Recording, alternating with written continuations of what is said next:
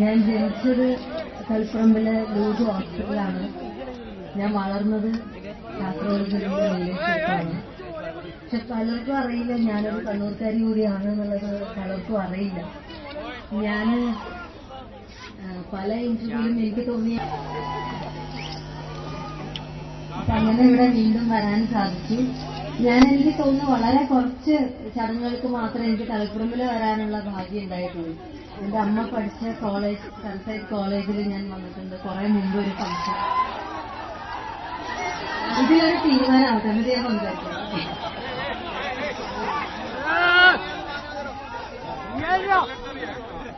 Okay, ഇനി ആരെങ്കിലും വന്നാൽ ഞാൻ പറയാട്ടോ. ഓക്കെ, അപ്പോ തളിപ്പറമ്പ് ട്രസ്റ്റിന്റെ മൂന്നാമത്തെ വർഷം ഉദ്ഘാടനം ചെയ്യാൻ സാധിച്ചു. ആദ്യത്തെ വർഷവും എന്നെ ഓർത്തു, രണ്ടാമത്തെ വർഷവും എന്നെ ഓർത്തു. അതിനിവര് ശ്രമിക്കുകയുണ്ടായി, പക്ഷെ എനിക്ക് വരാൻ പറ്റിയിട്ടുണ്ടായിരുന്നില്ല. മൂന്നാമത്തെ വർഷം എല്ലാത്തിനും അതിന്റേതായ സമയമുണ്ടല്ലോ ദാസ എന്ന് പറയുന്ന പോലെ.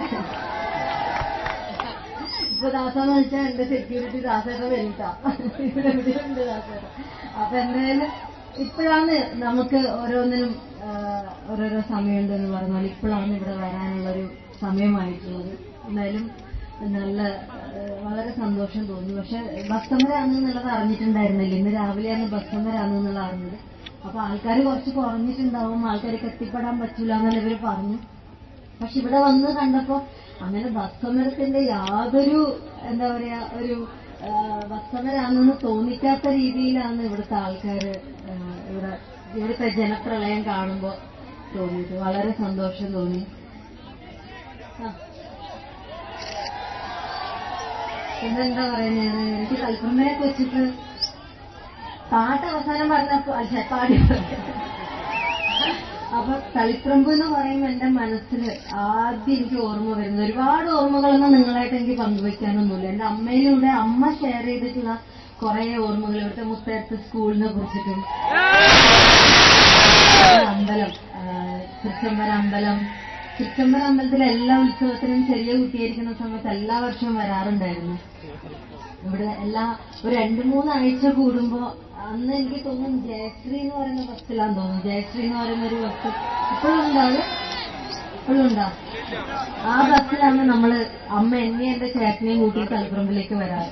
അപ്പൊ എനിക്ക് തളിപ്പറമ്പ് എന്ന് പറയുമ്പോൾ ആദ്യം ഓർമ്മ വരുന്നത് എന്റെ അമ്മമ്മ ഒരു കുപ്പി ഭരണിക്കകത്ത് നിറയെ അരിയുണ്ട ഇങ്ങനെ ഉണ്ടാക്കി വെച്ചിട്ടുണ്ട്. അപ്പൊ അതിങ്ങനെ എനിക്ക് ഭയങ്കര ഇഷ്ടമാണ് അരിയുണ്ട. അപ്പൊ അത് അമ്മമ്മ ഇങ്ങനെ ഞാൻ വരുന്നെന്ന് പറയുമ്പോ ഒരു ഭരണിക്കകത്ത് നിറയെ ഉണ്ടാക്കിയിട്ട് എനിക്ക് വേണ്ടി മാത്രം ഇങ്ങനെ ഒളിപ്പിച്ച് വെച്ചിട്ട് തരും. എന്റെ അമ്മമ്മേനെ ഞാനിപ്പോ ഓർക്കുകയാണ്. എന്റെ അമ്മമ്മ ഇപ്പൊ എന്റെ കൂടെ എറണാകുളത്ത് ഉണ്ട്, വീട്ടിലുണ്ട്.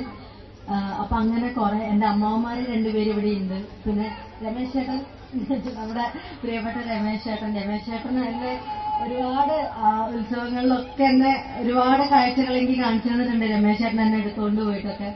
പിന്നെ എന്നെ ആദ്യമായിട്ട് ഫോട്ടോ എടുക്കുന്നത് എന്റെ 3ാമത്തെ മാസം തോന്നല്ലമ്മ, 3ാമത്തെ മാസത്തിൽ ഇവിടെ തളിപ്പറമ്പിലുള്ള ഒരാളാണ് എനിക്ക് ഞാൻ. പക്ഷെ അദ്ദേഹത്തിന് ഞാൻ എടുത്താട്ടോ, എനിക്കറിയില്ല. അപ്പൊ ആ ഫോട്ടോ എന്റെ കയ്യിലുണ്ട്. അപ്പൊ എന്റെ അടുത്ത് പറഞ്ഞു, നിനക്ക് എന്നെ അറിയോന്ന് ചോദിച്ചു. എന്റെ അമ്മാവന്റെ മോളുടെ കല്യാണത്തിന് വന്നു. അപ്പൊ പറഞ്ഞു, ഇല്ല അറിയില്ല, നിന്നെ ആദ്യം ഒരു ഫോട്ടോ എടുത്തത് ഞാനാണ്. നീ ചെറിയ കുഞ്ഞിണ്ടാവുമ്പോ ഒരു കറുത്ത ഉടുപ്പിട്ടിട്ട് നീ ഇരിക്കാനൊന്നും ആയിട്ടില്ല, അതിങ്ങനെ ചാടി എടുത്തിട്ടുള്ള ഒരു ഫോട്ടോ ഇപ്പോഴും എന്റെ വീട്ടിലുണ്ട്.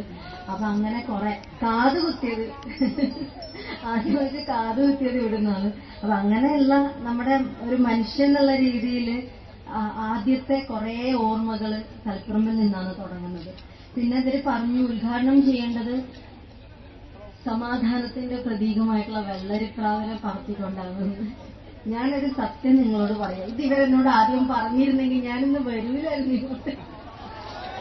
കാരണം എനിക്ക് പ്രാവിനെ കാണാൻ നല്ല ഇഷ്ടമാണ്, എല്ലാം ഇഷ്ടമാണ്. പക്ഷെ എനിക്ക് ഇങ്ങനെ തൊടാനും ഒന്നും കുറച്ച് പേടിയുള്ള കൂട്ടത്തിലാണ്. കാരണം സമാധാനത്തിന്റെ പ്രതീകമായിട്ടുള്ള വെള്ളരിപ്രാവിനെ കണ്ട എന്റെ സമാധാനം പോകും.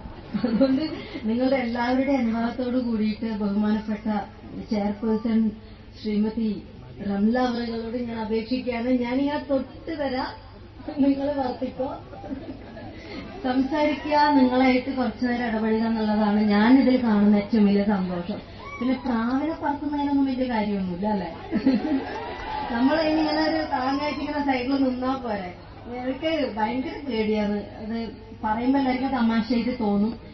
എന്റെ ഒരു പടത്തിൽ മാത്രമേ ഞാനൊരു സാഹസം ചെയ്തിട്ടുള്ളൂ. തിളക്കം എന്ന് പറഞ്ഞ പടത്തിലാണ് ഞാൻ പ്രാവിനെ വളർത്തുന്ന ഒരാളായിരുന്നു. ഇവർക്കറിയില്ല ഞാൻ ഈ വക കാര്യങ്ങളെല്ലാം പേടിയുള്ള ആളാണെന്ന്. അവസാനം അത് ഒരുപാട് ബുദ്ധിമുട്ടിയിട്ടാണ് അവർ ആ ഷോട്ട് എടുത്തത്. എന്റെ മുഖം, എന്റെ ഇൻട്രൊഡക്ഷൻ സീനാണ്, ഞാൻ ചിരിച്ചു നിൽക്കണം, എന്റെ കയ്യിൽ പ്രാവും ഉണ്ട്. അപ്പൊ അത് ഭയങ്കരമായിട്ട് ബുദ്ധിമുട്ടി. എങ്ങനെ പോയാലും എന്റെ മുഖത്ത് ചിരി വരുന്നുണ്ടായിരുന്നില്ല. ഇപ്പൊ ഞാൻ പെട്ടെന്ന് ആ സിനിമ ആലോചിച്ചു, അതിലെ സംവിധായകനെ ആലോചിച്ചു. അപ്പൊ എന്തായാലും അത് നിങ്ങൾ എന്നെ അനുവദിച്ച് തന്നേ പറ്റുള്ളൂ. അനുവദിച്ചു അല്ലേ, അതാണ്. അപ്പൊ ഇനിയിപ്പോ നിങ്ങളുടെ എല്ലാവരുടെയും സമാധാനത്തോട് കൂടിയിട്ട് ഈ കളിപ്പറമ്പ് ഫെസ്റ്റിന്റെ ഉദ്ഘാടന കർമ്മം നിർവഹിച്ചതായിട്ട് ഞാൻ ഔപചാരികമായിട്ടുള്ള ഉദ്ഘാടനം നിർവഹിച്ചതായിട്ട് പ്രഖ്യാപിക്കുന്നു.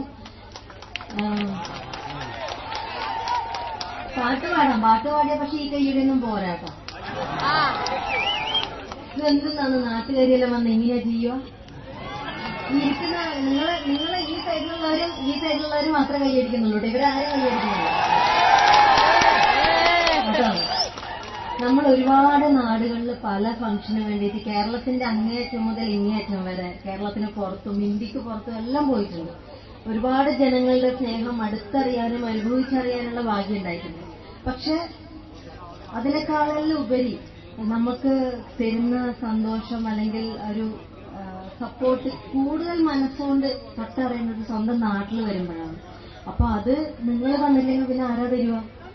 അത് ഞാൻ എന്റെ നീലേശ്വരത്ത് പോയാലും കളിപ്പറമ്പിൽ വന്നാലും ഞാൻ ഇത് തന്നെയാ പറയുക.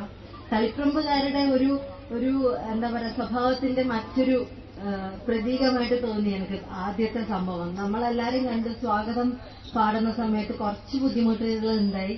അവർക്ക് സൗണ്ട് കറക്റ്റ് ആയിട്ടില്ല. പക്ഷെ അവര് തളരാതെ, എന്താ പറയാ, തോൽവി സമ്മതിക്കാതെ ആ ഉറച്ച് ഞങ്ങളിത് നടത്തിയിട്ട് ഇവിടുന്ന് പോവുള്ളൂ എന്നുള്ള ഇവരൊക്കെ പറഞ്ഞു. സ്വാഗതം എന്നാ പിന്നെ മാറ്റിവെക്കാം, സാരില്ല, അത് ശരിയാവുന്നില്ല സാരില്ല. പക്ഷെ അവരാരും സമ്മതിച്ചില്ല. അതാണ് കളിപ്പറമ്പ് അല്ലെ. ഒന്നിലും പരാജയപ്പെടാതെ ഒരു ലക്ഷ്യമുണ്ടെങ്കിൽ ആ ലക്ഷ്യം നടപ്പിലാക്കാൻ വേണ്ടിയിട്ടുള്ള പ്രയത്നം, ഒരു ആത്മവിശ്വാസത്തോടു കൂടിയില്ല. അത് കളിപ്പറമ്പുകാർക്ക് എല്ലാം ഉണ്ടെന്നാണ് ഞാൻ വിശ്വസിക്കുന്നത്. കാരണം എന്റെ അമ്മക്കത് നല്ലോണമുണ്ട്. ഒരു പരിധി വരെ കുറെ ലെൻസും അത് കിട്ടിയിട്ടുണ്ട്. ഒരുപാട് വിഷമങ്ങളിലും എന്താ പറയാ ക്രിട്ടിക്കലായിട്ടുള്ള അവസ്ഥകൾ ജീവിതത്തിൽ എല്ലാവർക്കും വരും. അപ്പൊ അങ്ങനെയുള്ള സമയത്ത് നമുക്ക് വന്നപ്പോഴും അതിലൊന്നും തളരാതെ മുന്നോട്ട് പോകാൻ സാധിച്ചത് ചിലപ്പോൾ ഈ നാടിന്റെ ഒരു എവിടേക്കോ ആ ഒരു രക്തം ഇങ്ങനെ ഓടുന്നത് കൊണ്ടായിരിക്കുമെന്ന് ഞാൻ വിശ്വസിക്കുന്നു. ഇപ്പോൾ കണ്ണൂർക്കാര് എന്ന് പറയുമ്പോൾ പുറത്ത് തെക്കോട്ടെല്ലാം പോയിട്ട് കണ്ണൂർക്കാരെന്ന് പറയുമ്പോൾ കുറച്ച് പേടിയാണ് അവർക്ക്. കുറച്ച് പേടി നല്ലതാണ് അല്ലേ. അവര് പറയും നിങ്ങളെന്തെന്നാ ഭാഷ നിങ്ങളത് മനസ്സിലാവും, നിങ്ങളെല്ലാം ഭാഷ, നിങ്ങളെന്നാ ഭാഷക്കെന്നാ കുഴപ്പം. എനിക്ക് ശരിക്കും 2 ഭാഷയും ഉണ്ട്. നീലേശ്വരം ഭാഷയും ഉണ്ട്, അമ്മേന്റെ കയ്യിൽ നിന്ന് കിട്ടിയിട്ടുള്ള കണ്ണൂർ ഭാഷയും. രണ്ടും മിക്സാണ് എന്റെ ഭാഷ. എന്നാ ഭാഷക്കെന്നാ കുഴപ്പം?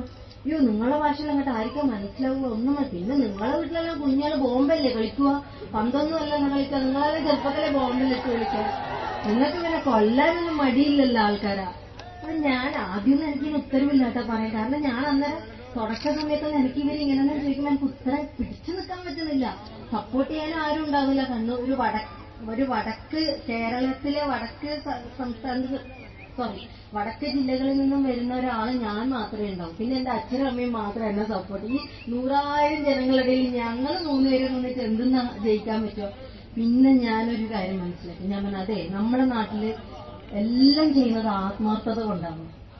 കൊല്ലുന്നതാണെങ്കിൽ ആത്മാർത്ഥത കൊണ്ടാണ്. കുറെ കൊല്ലുന്നതല്ല, എന്താ പറയാ, ഇപ്പൊ രാഷ്ട്രീയപരമായിട്ടുള്ള കാര്യങ്ങളാണെങ്കിൽ എല്ലാം അതിനോട് കൂടുതൽ ആത്മാർത്ഥതയാണ്. തച്ചോളി ഉദയനന്റെ നാടാണ് നമ്മളെല്ലാം ആ ഒരു ഗണത്തിൽപ്പെട്ട ആളാണ്. അപ്പൊ കൂടുതൽ ആത്മാർത്ഥതയുണ്ട്. ഏത് കാര്യത്തിനായാലും, അത് നല്ലതായാലും ചീത്തയായാലും ചെയ്യുന്ന കാര്യം മനസ്സിൽ നിന്ന് ചെയ്യാന്നുള്ളതാണ്. അത് ഒരാളെ കൊല്ലുന്നത് ശരിയെന്നല്ലാട്ടാ ഞാൻ പറഞ്ഞതിന്റെ അർത്ഥം. പക്ഷെ ഞാൻ ജയിക്കാൻ വേണ്ടിയിട്ട് ഇങ്ങനെ ഞാൻ പറയുന്നു. ഒരു കണ്ണൂർക്കാരി, ഒരു കാസർഗോഡുകാരി എന്നുള്ള രീതിയിൽ അഭിമാനത്തോടു കൂടി തന്നെയാണ് ഞാൻ ഇത്രയും കാലം സിനിമാ ഫീൽഡിൽ പിടിച്ചു നിന്നത്. തളരാതെ അവരെന്താ പറയാ, തോറ്റു പോവാതെ തന്നെയാണ് പിടിച്ചിരുന്നത്. നിങ്ങളുടെ എല്ലാവരുടെയും സപ്പോർട്ടും സ്നേഹവും ഒക്കെ ഇനിയും എനിക്ക് ഉണ്ടാവണം. ഒരുപാട് കാലം സിനിമയിൽ ഇനിയും അഭിനയിക്കുന്നൊന്നും ഞാൻ പറയുന്നില്ല. ഇപ്പൊ തന്നെ ഞാൻ വളരെ കുറച്ച് സിനിമകൾ മാത്രമേ ഇനി ചെയ്യുന്നുള്ളൂ എന്നുള്ളൊരു തീരുമാനത്തിലാണ്. പക്ഷെ നിങ്ങളുടെ സപ്പോർട്ടാണ് എനിക്ക് ഏറ്റവും ആവശ്യം. അപ്പൊ ഞാൻ പാട്ട് പാടാം.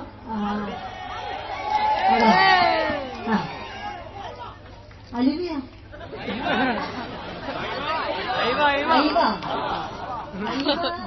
അറിയില്ലേ? അല്ലേ കണ്ണൂര്.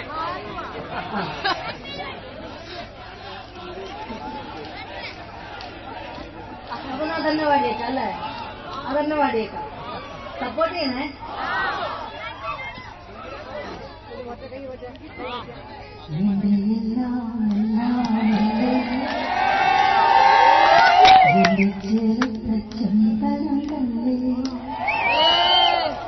നിന്റെ കാലിനെ കാണാപ്പാദസരം ഞാനല്ലേ നിന്റെ മാറിലെ മായ ചന്ദന പൊട്ടിക്കല്ലേ ഇരുന്നാക്കിങ്ങിരിച്ചപ്പേ ചിരിക്കാ ചെമ്പലമുട്ടെ പിണങ്ങാനെന്താണ് പിണങ്ങാനെന്താണ്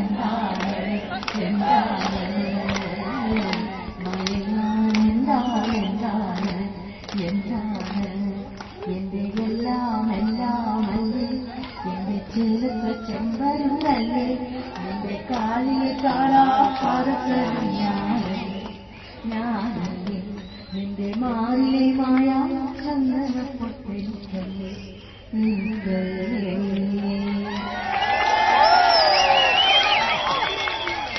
താങ്ക് യു.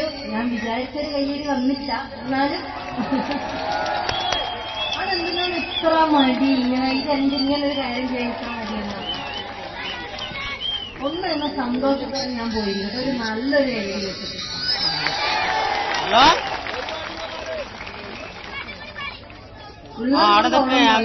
വിചാരിച്ചിട്ട് ഞാൻ ഒന്നുകൂടി നന്ദി പറഞ്ഞുകൊണ്ട് വെള്ളരിപ്രാവിനെ പറക്കുന്നത് നോക്കിക്കൊണ്ട് ഞാൻ ഉദ്ഘാടനം നിർവഹിക്കുന്നു.